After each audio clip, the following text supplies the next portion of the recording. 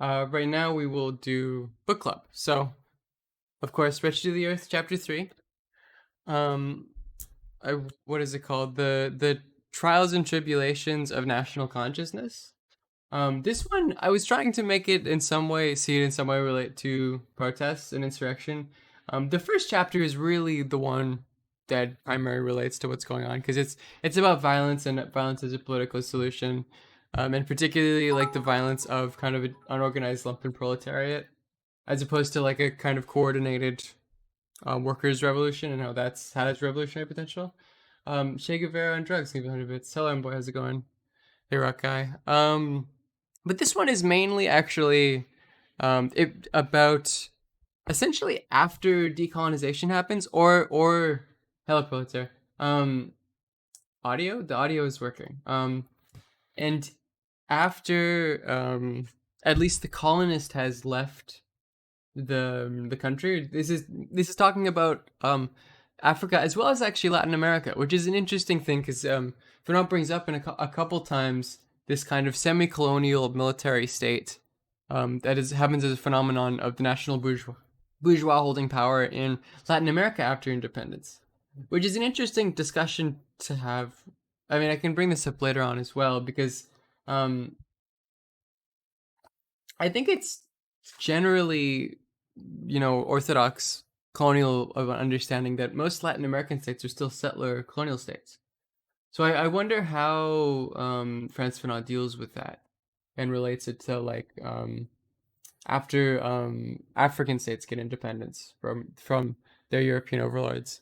But anyways, the central theme here again is how the national bourgeoisie takes power um, after this kind of during this kind of semi-colonial state of unrest and power vacuum. As it was you going live 1 a.m. Moscow time, yeah. I've got this power vacuum that opens up after the colonizer leaves, right?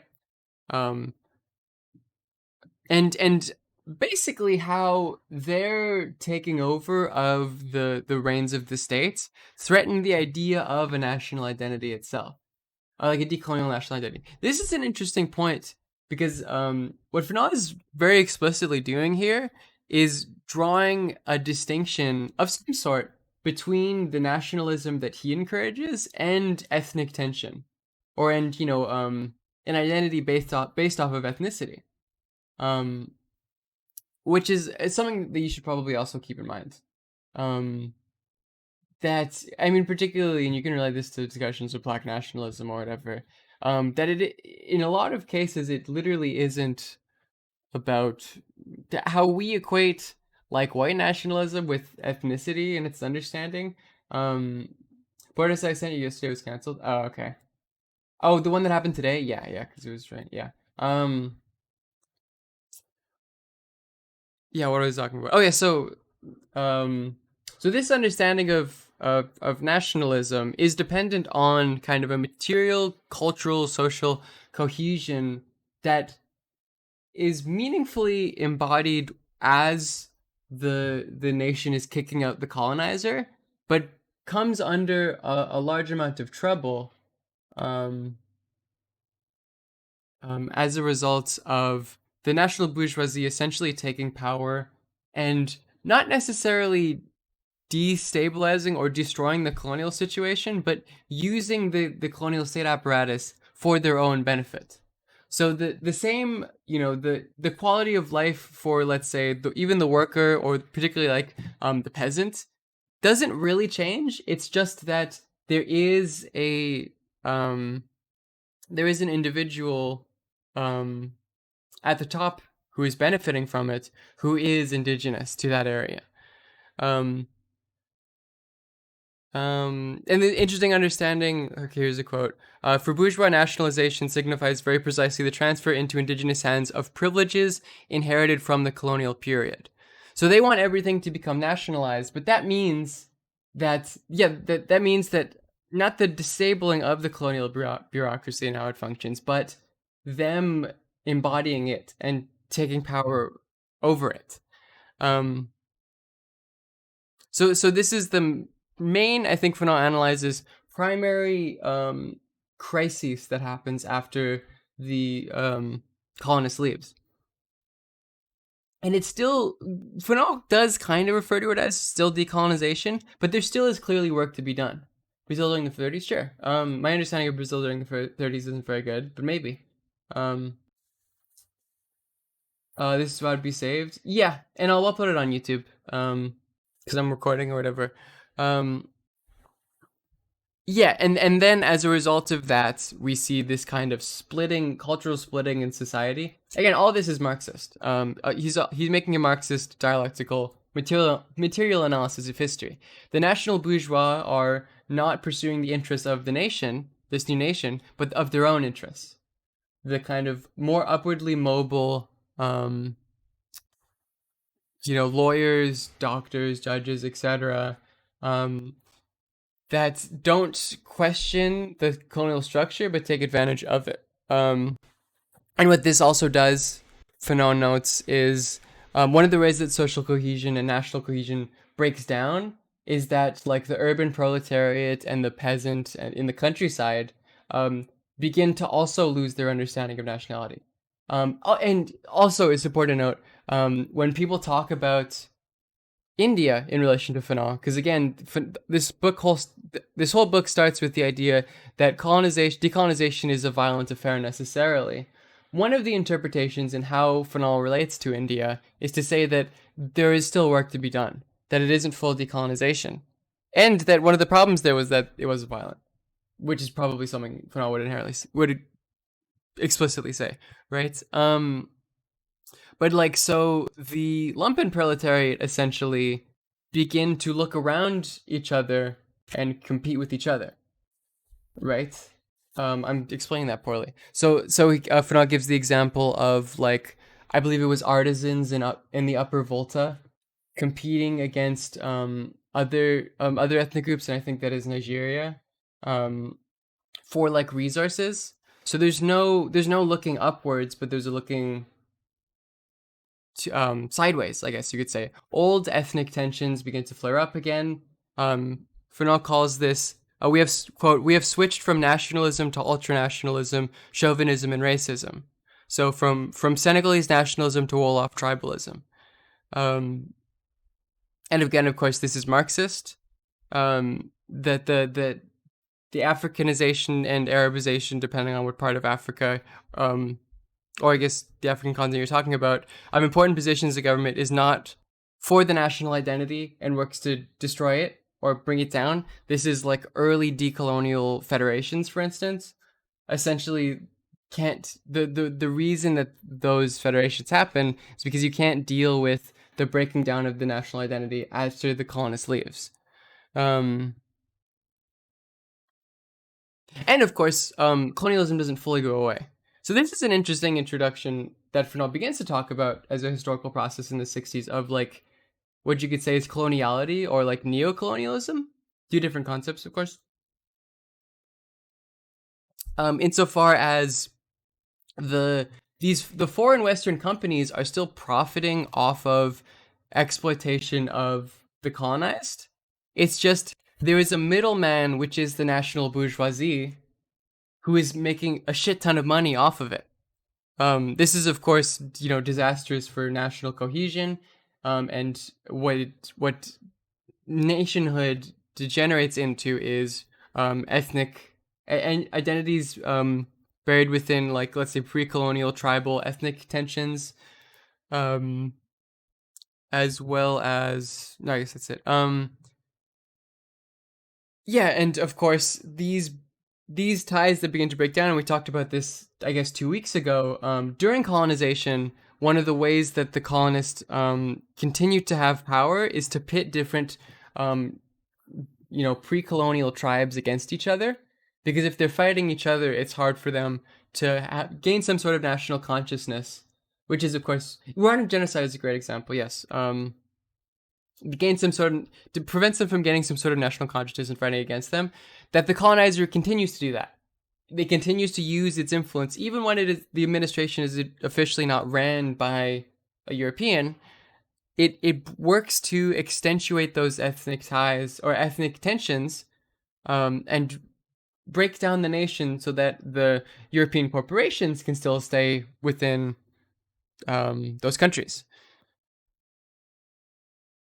So again, that is interesting that Fanon is kind of predicting a lot of this, a lot of things that happen after the book is written and after he dies, related to, you know, continuing of exploitation of the global south by like Europe and I guess the global north, even without explicit military occupation.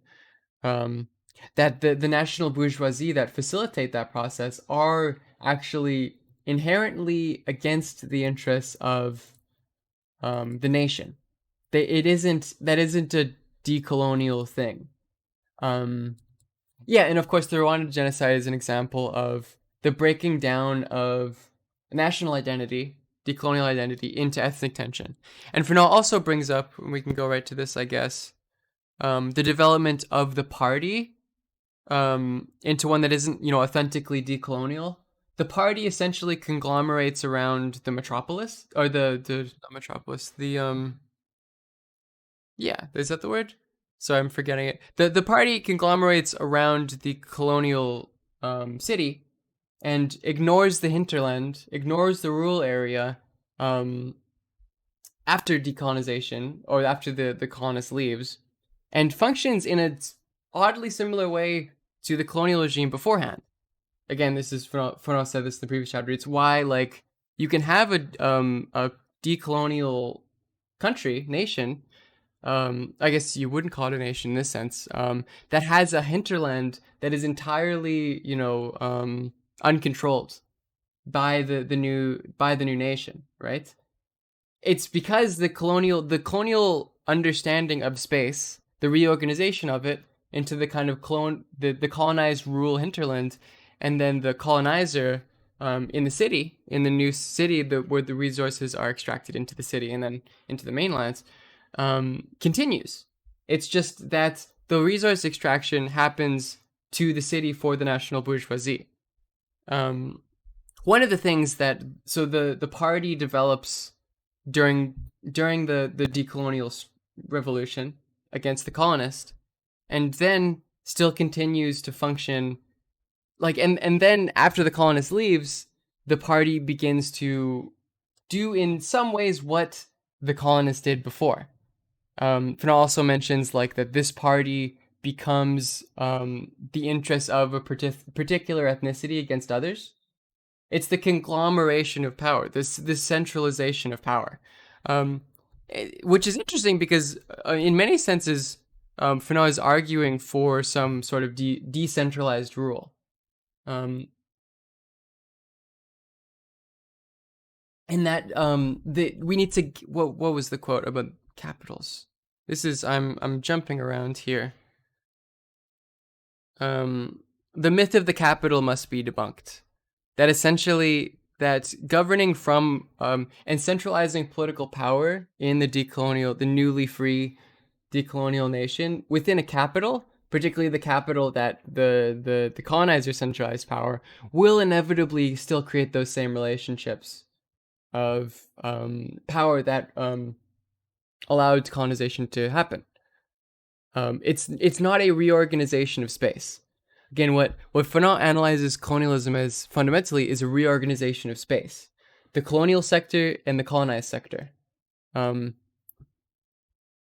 Yeah, and if that doesn't change, then the colonial if the colonial relationship is not burnt down, the first must come last and the last must come first, all this, then you can't have meaningful decolonization. So one of the substantial things that he argues for is like the development of tertiary regions, increased decentralization, integration of the rural, those within like the rural hinterlands, the peasants, into the political process, and the ensuring of the development of agriculture, the modernization of agriculture, improving of standards of living, which Fanon notes that the national bourgeoisie, particularly in the earlier stages, is too afraid to do. Because their primary goal is pursuing their own interests, which is not to necessarily fundamentally change the structure of the nation, but to make sure that they're on top. Um, so again, all of this becomes the primary threat to decolonization becomes the national bourgeoisie, and of course the colonial powers are still there again, as said before. Then there's this phenomenon. I mean, here's a good quote. It's a long one. It's from, I think, the middle of the chapter. I can't remember. Didn't get the page number. The peoples of Africa have recently discovered each other and in name of the continent have decided to pressure the colonial regimes in a radical way. The national bourgeoisie, however, who, in region after region, are in a hurry to stash away a tidy sum for themselves and establish a national system of exploitation, multiply the obstacles for achieving this utopia. And he uses quotes for utopia because I think he doesn't want to fall into utopianism. Central versus decentral is a misleading dichotomy, not a false one. Yeah, I guess that's true. But yeah, I mean, in the sense that he's arguing for decentralization, it's for the political interests of those in the hinterland who have never had anything, and who, if they continue to not have anything, the nation cannot survive. That power must be decentralized. Being a master democracy, I don't know enough about it. I'm sure you could honestly have a decent amount of similarities between Mao and Fanon. Decent amount of differences though too. Yeah, the people become disenfranchised. Yeah, I'm drinking Starbucks. Yeah. And then of course there's this phenomenon of the national bourgeoisie taking this, national leader, someone who was, acclaimed for fighting against the colonized within the initial decolonial struggle, and using that person. I can say him. I think in every situation this has happened, it's been a man. Maybe I maybe wrong about that. But maybe I'm wrong. I don't know. He uses male pronouns for it. But using him as a way to establish their own rule. So I'm trying to read chat and also say this at the same time, which is hard. So maybe I just won't read chat. For now.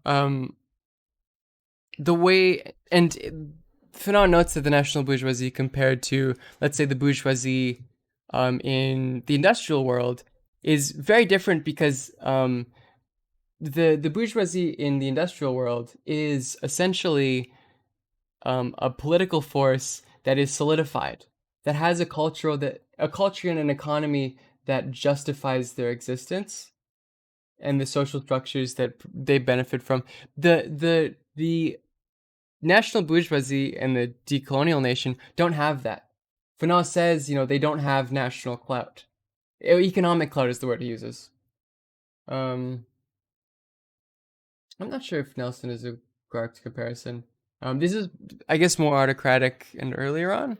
But essentially, Fanon calls this leader, during the decolonial struggle, this leader is a part of the nation and represents them. Afterwards, when the national bourgeoisie embraces them, they become the CEO of the company, representing the interests. And Fanon uses this language, I think it's interesting. Fanon uses this, to essentially, the national bourgeoisie use this to essentially legitimize their own rule and their own interests. There are protests in Toronto right now happening. The one that happened in Vancouver, or was going to happen in Vancouver today, was canceled, I believe. Some might happen in Vancouver, which is where I'm in right now. Canada is protesting, yes. We can talk about this after, of course. Yeah, what else? This is the fascism in Latin America. This is Fanon's account of it, essentially. This early national bourgeoisie using the new police state and police forces that, of course, were built off of the colonial police forces, and the army in some cases, and the national figure as a way to solidify their own social structure and begin to build a justification for their dominance. It's a, quote, dialectical result of a semi-colonial state which has prevailed since independence in a lot of Latin American nations. So the national bourgeoisie make essentially, again, make profit exploiting the nation in a similar way that the colonists did. So again, I will say, I don't. There's probably no one here who thinks this. Like the the people who read Fanon as not a Marxist, it's like, what do you mean? That makes no fucking sense whatsoever. Um, this, I think my explanation of this chapter will be relatively short because I think there's less. I think there's less to pick up in our situation. I remember someone had a take on Twitter comparing something, particularly someone like the point that Ti made. I guess this is more relevant to the first chapter though, in terms of violent protests, that the national bourgeoisie during the initial waves of violence by like the lumpen proletariat will condemn the violence and say this will lead to nothing, this will only lead to death, it will not lead to anything productive. And then of course for now at least it does, and it leads to some, and then of course they take advantage of the political situation after that. So I guess you could get some similarity between those condemning the riots, I guess. Although again, it's, yeah. Exclamation point book for the link. We're using the Phil Cox translation. The other translation isn't as good, the primary one, but I think it's still fine. Because of course it's written in French. Yeah. So what Fanon, again, there's an important theme: the difference between tribalism and an identity based on ethnicity and nationhood. Fanon talks about the development of what he calls like white Africa and black Africa, which is the tension between the decolonial situation north of the Sahara and the one south of it, in which essentially like predominantly Arab societies were very racist against black people, and black societies were racist against Arab people, which is a kind of a social political stratification. The ultranationalism that is a result of the national bourgeoisie taking over and then the decolonial national identity breaking down. So this example of racism is again not good. It's not a nationalism built on, an understanding based on ethnicity and ethnic tension. It's a nationalism based on, solidarity, anti-colonial solidarity, um, a new kind of collective conscience, material conscience, and interests, decentralized rule, all this shit. I'll leave this, and there is some more that I probably could have gotten to, I think, and maybe covered, but I'm trying to make it as kind of relevant to right now as possible. That's why I wanted to do this book club thing, particularly on this book. But what I will say I think is interesting is, of course, the authentic party that Fanon says ought to nationalism and chauvinism. Yeah, he calls it. I think he does literally use the word chauvinism, right? Yeah. We switch from nationalism to ultranationalism, chauvinism, and racism, right? Yeah. So Fanon says we need this switch to from a party that serves, let's say, a particular ethnic group, the national bourgeoisie, and continues the colonial organization of space, to what Fanon says is an authentic party. So again, a lot of this is the breaking down of the capital, the centralization of power in the metropolitan area, to boost up the tertiary, the rural areas, allow them to have organization and control over their own lives and over the deliberations of the nation. Yeah, again, the quote, the myth of the capital must be debunked.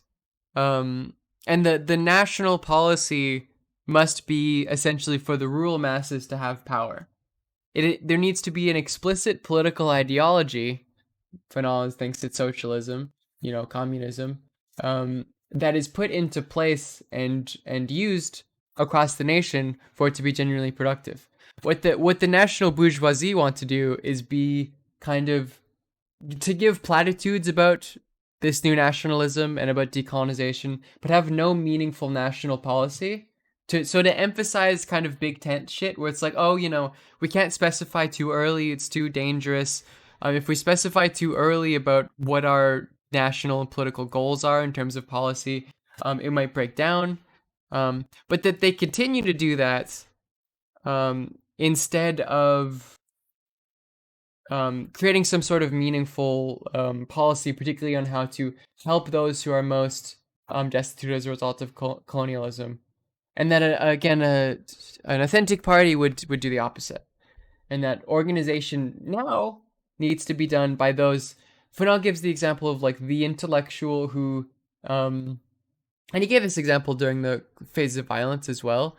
The intellectual who doesn't really care much for the emerging proletarian population, and the emerging bourgeois population, but goes into the hinterlands, into the rural areas, and organizes with the lumpen proletariat, and emphasizes their revolutionary potential and their struggles. That this must be done now as well for those intellectuals who see what's happening in relation to the how the capital is organizing and not reorganizing the colonial space and taking advantage of it and continuing to exploit in very similar ways the lumpen proletariat, the ways that the colonists did. You're allowed to post links, yeah.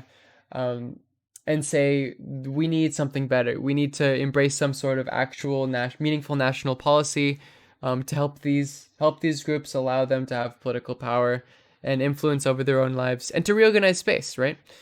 Um, yeah, so I think that's that. Um, Understanding dialectics, that's a good question. That's a hard idea. Which, of course, you got to begin with Hegel to really get it, and then, of course, go into Marx, which is a pain. What book am I covering next? I'm not sure. That's basically all I had about this chapter. Um, it was like 50 odd pages. I think it was interesting. I mean, of course, he did talk about the Armenian youth. Yeah, I should have. How much do I have to say about that? All right, that's in the later half of it, right? And the relationship between the army and the people. It would be crime and punishment. Yeah, Foucault would be good. Um, I don't know. I guess that could relate to. Um, should we read How Europe Underdeveloped Africa? Okay, that's an interesting one. Maybe we'll do Foucault. We still have a couple chapters left here. I think two or so. Yeah, if anyone has any contributions that they thought interesting, that they thought was interesting, and think potentially particularly relates to recent events, in the chat, please let me know. Because it's supposed to be a book club. Kind of turned into a lecture, which is fine. Oh shit. Sean, thank you for the raid. We're just finishing up on book club. We're doing chapter 3 of Wretched of the Earth. So by Frantz Fanon. Yeah, thank you for the raid. Which is the trials and tribulation of national consciousness. So next week we will be doing next Saturday we will be doing on national culture, which I think might be more related to recent events. I think I think the most important thing to understand in this chapter is that the decolonial national identity is primarily. Oh, I'll turn off follower mode. Is it still on? Or does it automatically go off? Oh, I'm an idiot. Is primarily not based around ethnicity. It's based around some economic, social, political solidarity against the colonizer that continues afterward. And that must continue afterwards, or the nation breaks down into ethnic tension. This decolonial nationhood doesn't include, except in its earlier Manichaean phases, any sort of racism of sorts. It's solidarity. Right, and I think that needs to be put forward. Particularly, you think of like how like the Black Panthers organized again. They're the Black Panthers, but it's not as if it's ethnic nationalism. That's a ridiculous analysis. Yeah. I think that's it. Yeah.